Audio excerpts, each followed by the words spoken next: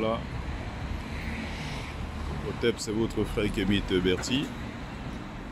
Je suis à la librairie Présence Africaine qui est en même temps une maison d'édition. C'est l'une des plus grandes maisons d'édition que notre continent, voilà, continent africain, voilà, connu. C'est ici un endroit de mémoire, c'est un lieu de mémoire pour le peuple noir, le lieu de retrouvailles de tous les grands qui ont notamment participé à l'émancipation, voilà, du peuple noir, de Cheikh Anta Diop,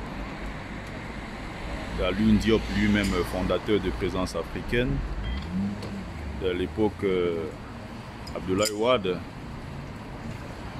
tous ces grands les grands de cette époque, Aimé Césaire, et tous cela sont pratiquement passés par ici. La plupart ont produit des ouvrages qui ont été édités par Présence Africaine. Cette génération qui a par la suite participé à l'émancipation du continent africain en participant, je vais dire ici, dans les luttes de décolonisation, notamment en Afrique francophone. Il y a oui aussi le côté lusophone, anglophone, mais on est bien sûr en France. Donc, ce pays qui a colonisé pratiquement une vingtaine de pays voilà, en Afrique et bien plus dans le monde. Donc ici, je vous fais une petite présentation. Donc là, il faut bien rappeler qu'on est au 25 bis rue des Écoles. On est donc en plein 5e arrondissement de Paris. Et tout ce qui est dans ces environnements est classé au patrimoine. Donc ça fait partie de ce patrimoine français, patrimoine architectural aussi. Donc ça fait que il est très très difficile, même si vous êtes propriétaire ici, d'acheter et de modifier à son goût la façade ou autre chose. Donc quand vous avez, quand vous touchez par exemple, on va dire, ne serait-ce que ce soit le manche de cette porte, je suis là en train de toucher quelque chose qui a été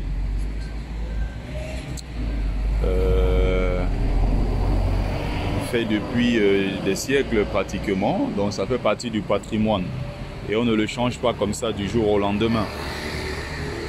Donc là je dirais que j'ai dans l'honneur, je viens de toucher dans la poignée d'une porte qui a été touchée par par ces célébrités de l'époque. Il y a très très peu de choses qui peuvent qui changent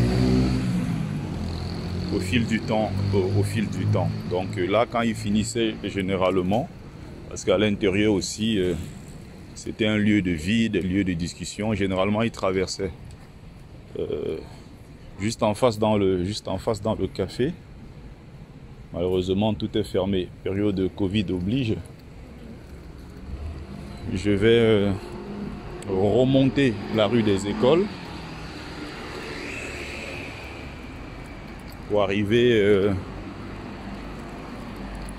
notamment à la Sorbonne. Donc c'est un lieu vraiment de mémoire, un lieu qui a été visité par des élites. Vous allez voir là par exemple, il y a une belle plaque, je ne sais pas si vous allez pouvoir lire, Cheikh Anta Diop, 1923-1986, savant et homme politique africain. Écrivit ici, Nation nègre et culture. Il faut bien voir. Voilà. C'est ici qu'il a écrit Nation nègre et culture. Nation nègre et culture de Cheikh Anta Diop, qui est aujourd'hui un classique. Notre héros, l'Osiris Cheikh Anta Diop, qui est célébré de partout dans le monde.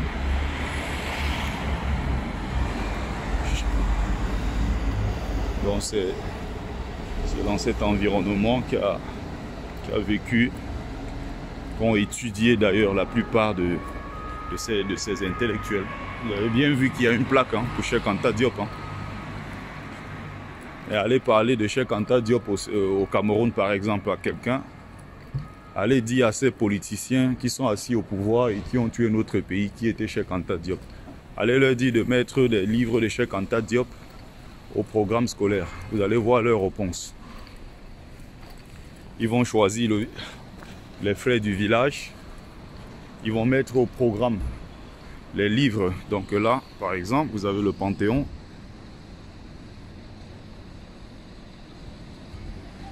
Et je vais contourner. Voilà. Allez dire à Biaki au pouvoir depuis 40 ans de mettre Cheikh Anta Diop. Malgré que les Français, la plupart des intellectuels d'ailleurs, essayent de le combattre. Ils essayent de le combattre, mais ils n'oublient pas. C'est-à-dire que les Locodem, ils ont ceci de particulier qu'ils savent rendre hommage. Ils ont bien tué Lumumba, mais ça n'a pas empêché qu'ils créent des collèges Lumumba. Ils ont bien tué Dulcie September, ça n'a pas empêché qu'il y ait des collèges et lycées Dulcie September. Donc, ils savent rendre hommage, ils savent conserver certaines mémoires, ils savent conserver des choses. Par exemple,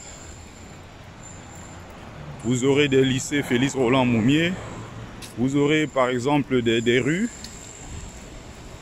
vous aurez la place du Tchad alors qu'ils ont massacré au Tchad, vous aurez plein de trucs comme ça.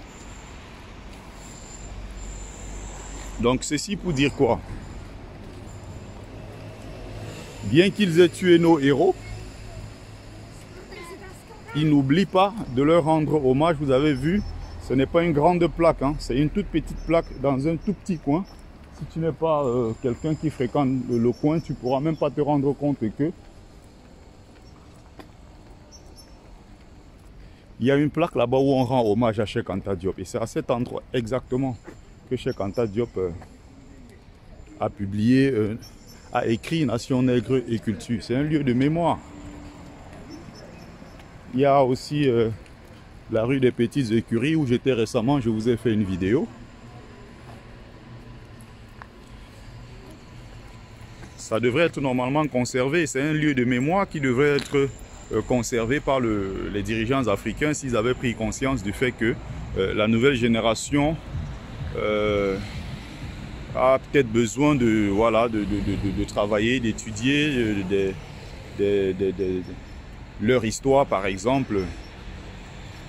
S'ils avaient pensé à ça, ce qu'ils savent faire, c'est utiliser, c'est user de leur pouvoir pour prendre les femmes des gens, prendre les terres, dépenser nos milliards, créer des guerres partout pour leur ego, truquer les élections, c'est tout ce qu'ils savent faire. Vous avez là un hommage rendu à Claude Bernard. Ici, je rappelle,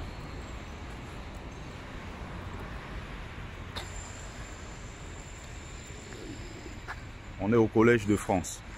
Je vous ai déjà fait une toute petite vidéo que je vais rajouter, que je vais rattacher à celle-ci. Je pense que c'est beaucoup mieux comme ça.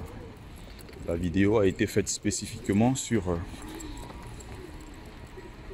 c'est un lieu ouvert hein, d'habitude. Hein. Je suis venu ici à plusieurs reprises. Donc là, c'est parce qu'on est en pleine période de Covid et malheureusement. Donc, Collège de France.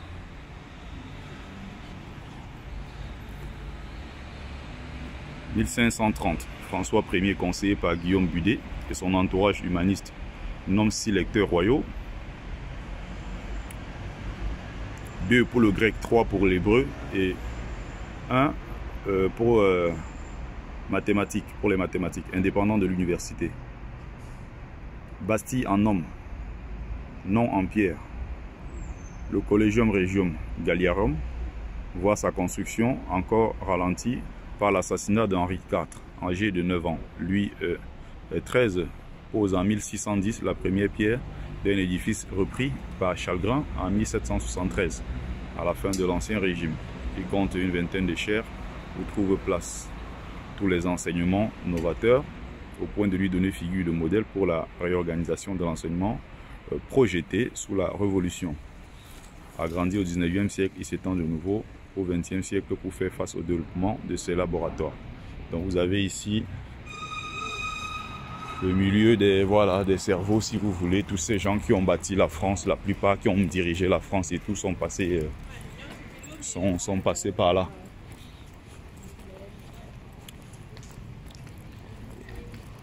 Et à noter qu'il a la particularité d'avoir accueilli en son sein 2 anciens présidents de la République, à savoir Georges Pompidou et Léopold Sédar Senghor.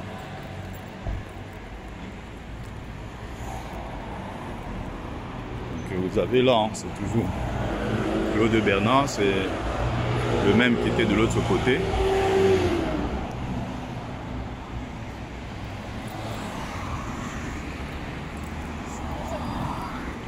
Il y a également un Camerounais au nom de Mongo Betty, l'un des brillants intellectuels de son époque, qui a aussi enseigné là. C'est pas donné.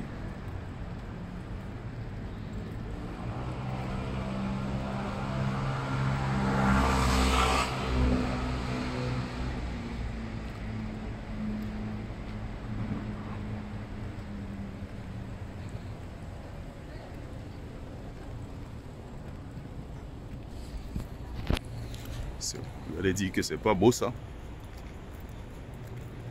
hein? Ils ont massacré, ils sont allés conquérir, vous venez bâtir tout ce que vous voulez voir. On va beau,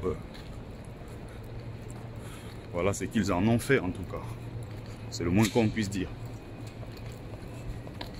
Le pays fonctionne. Tout le monde peut manger 2 à 3 repas par jour, voire 4, voire plus. On peut aller en vacances. On peut se permettre certaines choses. Ceux qui dorment même chez eux ont quand même droit aux allocations. Ils ont droit au minimum pour vivre.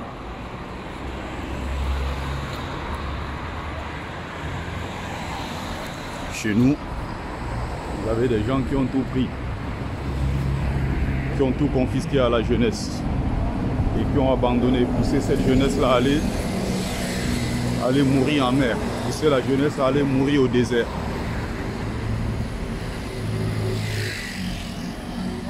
Ça continue, hein, c'est le même bâtiment. Donc dites-vous que Biya en 40 ans n'a pas pu bâtir, ne serait-ce que la photocopie de ceci.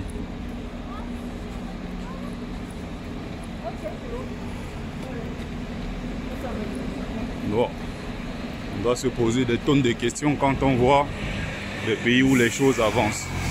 Ces bâtiments sont là la plupart depuis le 18e siècle. Hein. Certains au début du 18e siècle, d'autres à la fin du début du 19e siècle.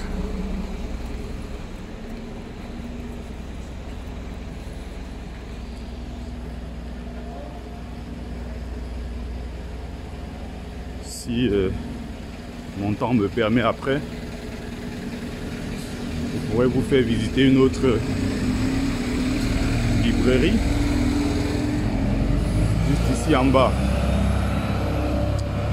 qui appartient à un ancien de l'Iran, qui a fui l'Iran à l'époque de la révolution islamique. C'était l'ancien député de Ispahan, une ville iranienne, et il s'est réfugié en France. Il a créé juste ici en bas une grande librairie.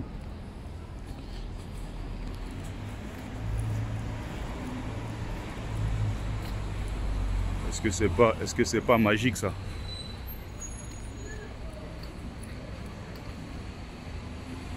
Si on dit aux gens que Biya a échoué, les Sardinats vont vous dire comment. Et il n'y a même pas l'équivalent, même la photocopie de ceci. Je dis même la photocopie. Donc là, on est toujours dans le 5e arrondissement. Là, je vais vous amener visiter très vite le Panthéon. Bon, malheureusement, je ne peux pas rentrer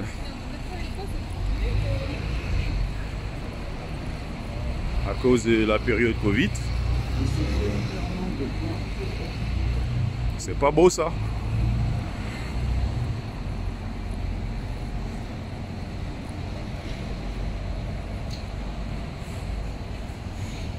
Je m'imagine comme ça en plein cœur de Yaoundé. Oh là là là là là là. Les gens vont dire que j'exagère. Je compare l'éléphant et le rat. Mais mon souhait, voilà, mon souhait c'est que le Cameroun soit comme ça, peut-être dans peut-être 10-20 ans. Pourquoi pas? Pourquoi pas? Donc là, vous avez le Panthéon Sorbonne. Et ce qui m'intéresse le plus,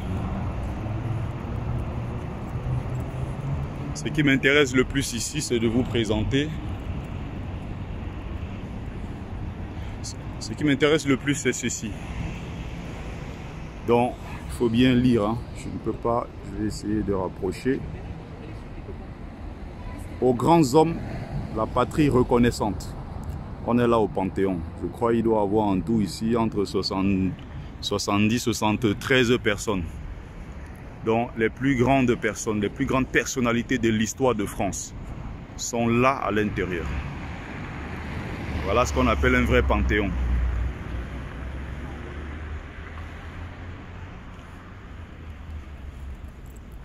Les plus grandes personnalités, que ce soit des architectes, des généraux de l'armée, que ce soit des philosophes, que ce soit, je sais pas, des grammairiens. Il y a une liste en fait. Donc, l'un des conseillers, qu'on appelait Antoine Crozard, qui était l'un des conseillers de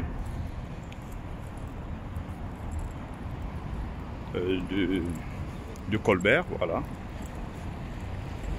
De Colbert qui a rédigé le Code noir.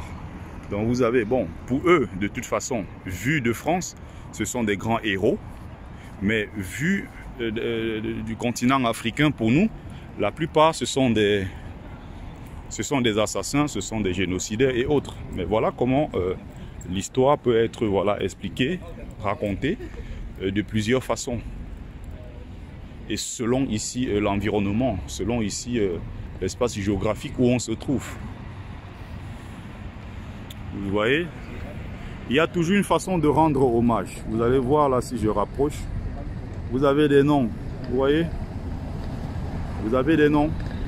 Si tu avais travaillé, tu as fait de l'architecture, ton nom est là.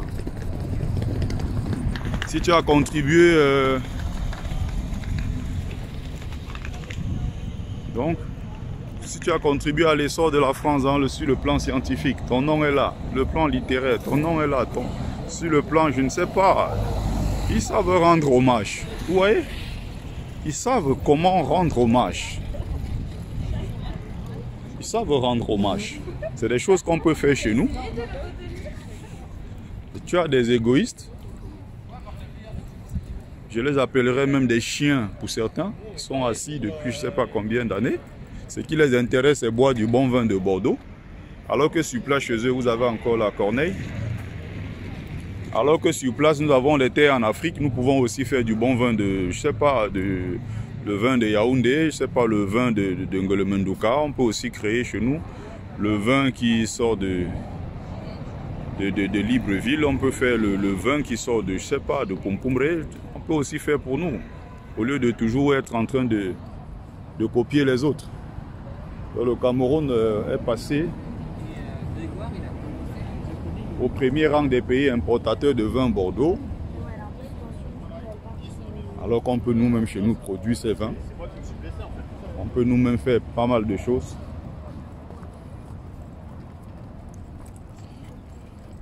À chaque fois que je reviens ici, j'ai décidé de faire une vidéo cette fois-ci. À chaque fois que je reviens ici, je suis émerveillé. Chaque fois que je reviens ici, je suis impressionné. Impressionné. Donc, Université de Paris, faculté de droit, liberté, égalité, fraternité. Vous allez voir aussi, entre autres, hein, les insignes maçonniques. Il ne faut pas s'étonner. C'est un pays qui a été bâti par des francs-maçons.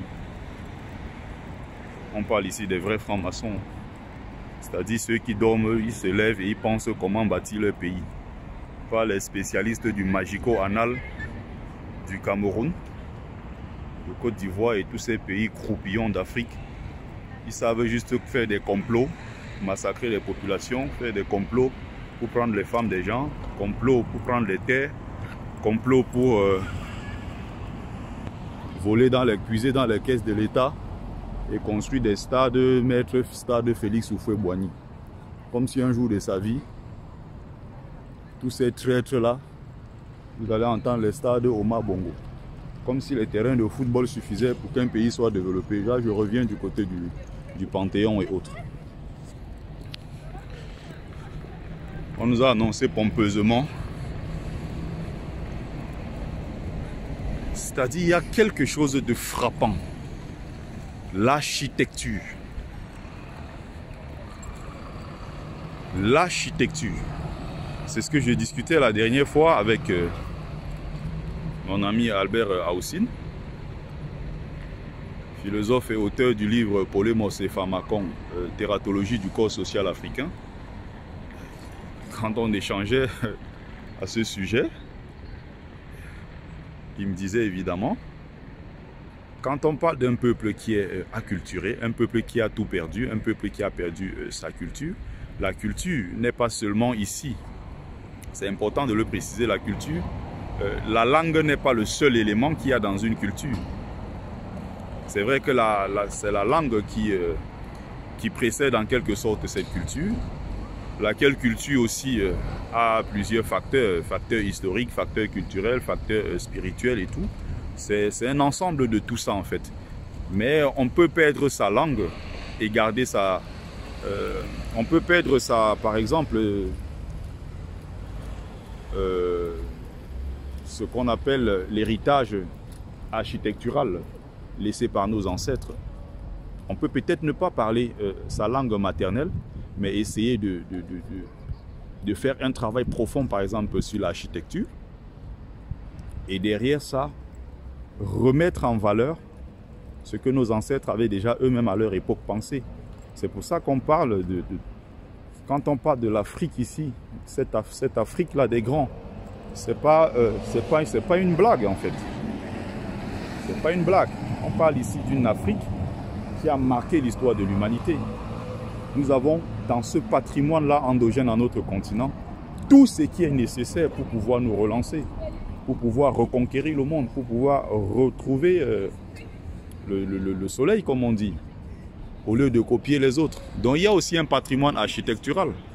Malheureusement en Afrique, 90% des constructions sont des constructions, soit vous avez l'architecture européenne, l'architecture soit parfois asiatique, soit pour les pays musulmans d'Afrique, vous avez l'architecture arabo-musulmane si vous voulez. Mais où est l'architecture africaine elle-même? Où sont les villes construites sur le continent africain et qui respectent scrupuleusement, construit sur cette base-là de l'architecture africaine en elle-même, en dehors des vieux sites historiques en Afrique où on peut encore voir, par exemple, dans la ville de Djenné et beaucoup d'autres villes, même si, par exemple, l'architecture chez les Kassena au Burkina Faso, il y a beaucoup. Donc, regardez, vous avez là la mairie du 5e arrondissement. C'est l'une des mairies les plus célèbres et les plus luxueuses du monde. Regardez tout simplement. Vous avez quelque chose de spécial ici. Cette mairie a quelque chose de particulier. C'est que elle est complètement incrustée dans le granit. Si vous vous rapprochez, vous allez voir tout ça. C'est-à-dire ça va rester là 1000 ans. 1000 ans. Et regardez, si vous regardez par exemple les courbes, vous regardez comment les gens ont pensé. Les gens se sont assis. Ils ont pensé et repensé ces choses. Vous comprenez que derrière ça, c'est non seulement un travail intellectuel, Mais il y a au-delà de ça quelque chose qui est de l'ordre même de la transcendance. Il y a quelque chose, je vais dire, de profondément spirituel derrière. C'est pas que l'image que vous avez en face de vous, mais derrière ça, il y a un travail profond. Des gens, vous ne pouvez pas concevoir ce genre de choses si vous n'êtes pas des personnes qui ont un certain degré, un certain niveau de connaissance spirituelle. Et même qui mènent ce qu'on appelle une vie spirituelle. C'est tellement profond, c'est tellement puissant, regardez. Vous n'aurez pas voulu avoir ça à Yaoundé. Je dis bien, c'est l'une des mairies les plus luxueuses du monde. C'est incrusté dans le granit. Vous avez la même chose en face. Regardez, c'est pratiquement le même plan. Et si vous vous tenez de ce côté, non, les gens si ont construit le pays. Oh merde. Les gens si ont construit le pays. Regardez comme c'est beau. Vous avez en bas juste la tour Eiffel, si j'essaie de rapprocher. Là, vous avez la tour Eiffel. Vous allez tout droit, vous allez tomber sur la tour. Vous voyez ça? Vous voyez, c'est pas beau ça? C'est pas possible. Bon, je vais arrêter la petite vidéo dans quelques secondes. Qu'est-ce que j'ai encore à vous montrer? Est-ce que j'aurai un peu plus de temps pour le faire?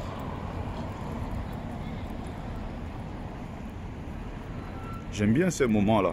Donc, vous avez des gens qui vivent en France, ça fait 25, 30 ans. Ils sont seulement fiers de vous dire, je suis en France, ça fait 40 ans. Oh, je suis en France, ça fait 26 ans. Ils ne sont jamais venus dans ces milieux. On est ici dans ce qu'on appelle le quartier latin. On est dans le cercle des intellectuels. On est dans le cercle des penseurs. On est dans... Ici, vous avez des gens qui... tous ceux qui ont bâti la France. C'est dans cet endroit, c'est dans ces environnements qu'il faut amener vos enfants. Il faut amener vos enfants se frotter à ce genre de milieu. Il faut amener vos enfants faire souvent même leur balade ici. Il y a plein de trucs là à visiter. J'aurais pu vous montrer ces choses, mais malheureusement, on est en période Covid. Vous allez voir, tout est bloqué, malheureusement. Quand vous voyez, vous avez des choses comme ça. Après, vous avez des blagueurs.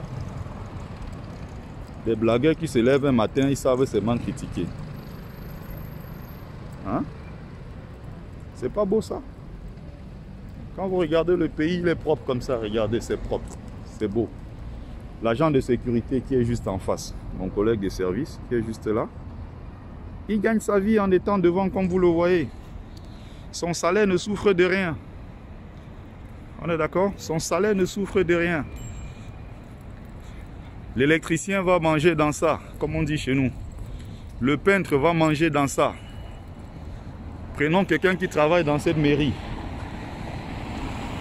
Celui qui est du service du nettoyage va manger dans ça. Le service de nettoyage va faire son job. Les salaires vont passer. Les agents de sécurité vont faire leur job. Les salaires vont passer. Le personnel administratif va faire son job.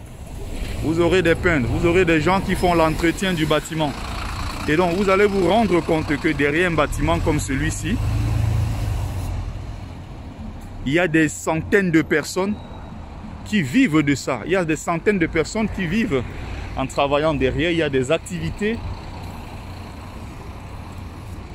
dans ces bâtiments-là qui sont génératrices de revenus. Il y a plein de choses.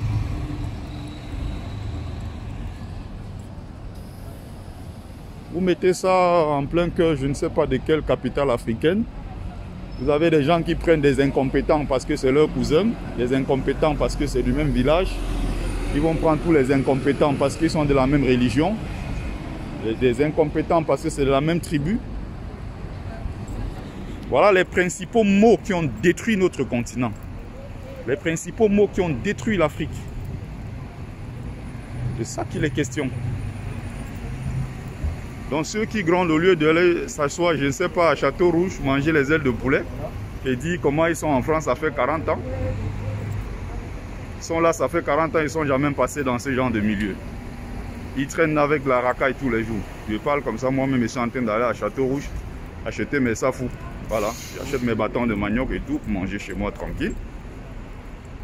Mais je voudrais juste dire que je peux partir d'un milieu A pour un milieu Z. Rien ne m'interdit. Il faut amener vos enfants dans ce genre de milieu, découvrir.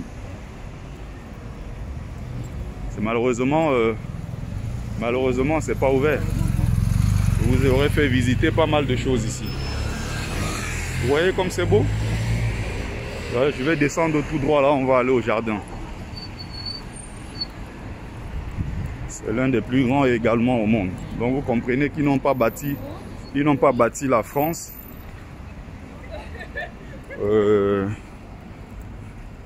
pour le niveau, je sais pas, de l'Europe seulement, mais c'est pour le niveau mondial. Ils ont bâti cette France-là pour se frotter aux États-Unis. Ils ont bâti cette France pour se frotter. D'ailleurs ils ont bâti ça pour se frotter aux autres géants du monde entier de l'époque. Ces bâtiments sont là il y a peut-être un siècle, 2 siècles. Vous voyez? C'est entretenu. Je vais vous montrer autre chose. Il y a le jardin juste en bas.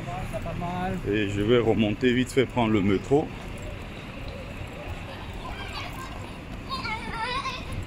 Donc juste pour dire que quand on vient en France, on ne s'enferme pas dans un seul milieu. Vous parlez comment, oh, tel a telle maladie, oh, tel n'a pas les papiers. Vous partez dans des associations villageoises, vous asseoir, raconter comment tel n'a pas les papiers, telle femme a trompé telle autre, oh, tel sort avec tel, oh, j'ai donné 600 €, l'argent de la tontine, il n'a pas versé. Oh, mon tarot, je suis venu, il avait déjà fait. Il a fait la gamelle pour partir avec, alors que les autres invités n'avaient pas encore mangé leur part de tarot. C'est des nègreries pareilles. Vous avez des gens qui viennent en France faire des gamelles dans les associations. Ils mélangent le contraire. Ils portent le ndolé, ils mélangent tout dedans. Ils mettent dans des paquets, des sacs qu'ils partent garder pour rentrer chez eux avec. Des nègreries pareilles. Voilà les trucs que les gens débattent dans des associations à la con. Oh, il a pris ma femme. Le même homme dans la même association est sorti avec 4-5 femmes. Et les 4-5 femmes sont dans la même association et savent que tel est monté sur moi, tel est monté aussi sur telle copine. Et on tourne comme ça en rond. On tourne en rond, on n'avance pas. On est là pour parler de la vie des autres. Les autres sont là, ils avancent.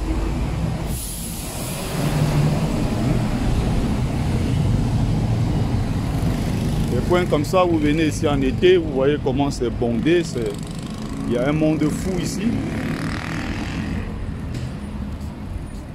Il y a un monde fou, ça bouille, ça vit. Vous voyez?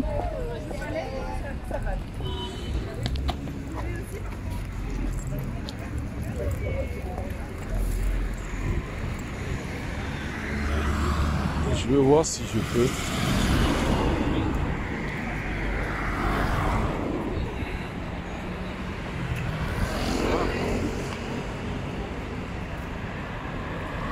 Donc vous partez du Panthéon. Quand vous partez du Panthéon, vous tombez directement là. Et si vous allez plus bas, vous tombez sur la tour Eiffel. Si je remontais de l'autre côté, je vous aurais également montré le numéro 46 rue de Vaugirard, l'une des grandes salles de l'époque où les Cheikh Anta Diop et autres donnaient des conférences. C'est là où ils donnaient des conférences à l'époque. C'est même d'ailleurs là où est né le kémitisme, quand on parle de kémites et autres. Je vous ai montré tout à l'heure, à l'intérieur même du Collège de France, une statue où vous voyez Jean-François Champollion en train de piétiner carrément la tête d'un pharaon. Ce qu'il y a de plus puissant, de plus important en termes de personnalité en Afrique. Donc ici vous avez le grand jardin du Luxembourg. C'est combien de centaines d'hectares, je sais pas. Vous voyez, venez ici en été, c'est un truc de malade. Un truc de malade. Jardin du Luxembourg. J'aime bien ces moments-là. Donc si je vous remontre encore, à partir d'ici, vous avez en face de vous le Panthéon. Vous voyez, là vous avez le Panthéon. Donc dans la deuxième vidéo, j'ai expliqué, j'ai donné quelques éléments.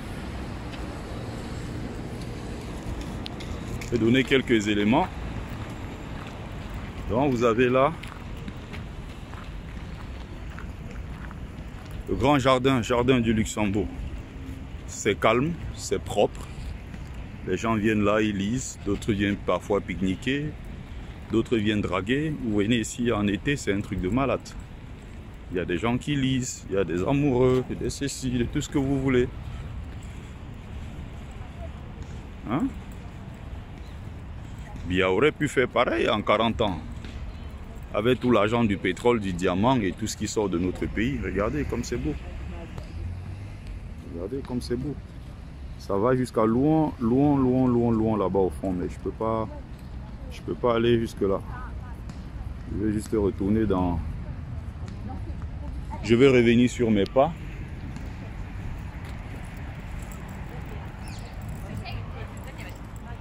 Je venais ici en été.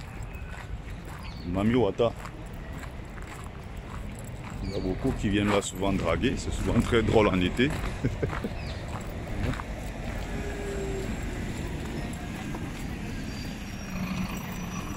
C'est aussi pour ça que j'ai fait ce choix là. Voilà, j'ai fait ce choix. Évidemment, de rester avec ceux avec qui j'ai toujours été. Ça ne pose pas souci. C'est pour ça que j'ai dit j'ai cette flexibilité là. D'aller d'un point A au point B, je peux aller rencontrer, être à la même table que ce soit des bourgeois ou la bourgeoisie moyenne française. Ça ne m'empêche pas le lendemain d'aller à Château Rouge acheter mes safous. J'aime bien cette vie où je suis libre. J'ai cette liberté d'aller et de revenir, de faire ce que j'ai envie de faire. Donc je peux être avec mes combi beaux-ailleurs comme on dit, mais du jour au lendemain, je choisis également des gens qui sont d'un autre niveau avec qui je peux... D'ailleurs, il faut toujours faire cet effort-là d'avancer. Il faut faire cet effort d'évoluer, de progresser. C'est pas parce que du jour au lendemain, on change les amis, qu'on est devenu l'ennemi de ceux avec qui on était hier. C'est ce que les gens doivent aussi apprendre à comprendre.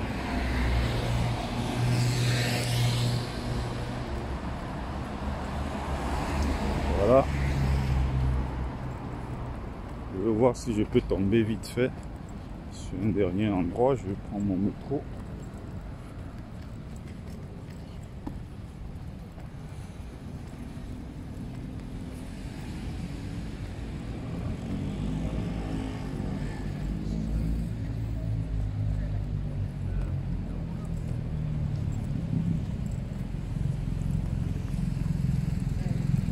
Voilà. Ici, on est passé du 5e au 6e arrondissement de Paris. Voilà.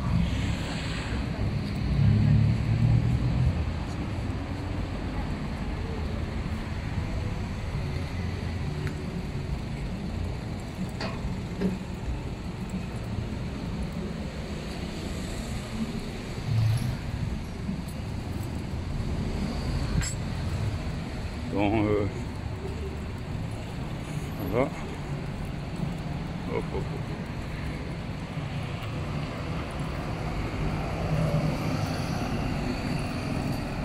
Oh là là, j'ai la flemme d'arriver là-bas, à la rue de Vaugirard.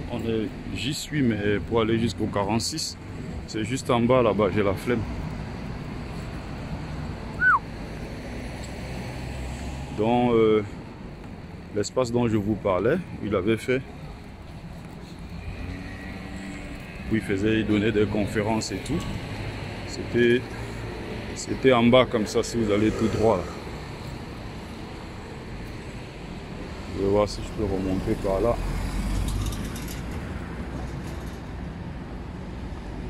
Donc voilà, c'était une toute petite visite guidée de Paris avec Bertil Okamit. Allez, sur ce, je vous laisse, je vous dis bonsoir. Allez.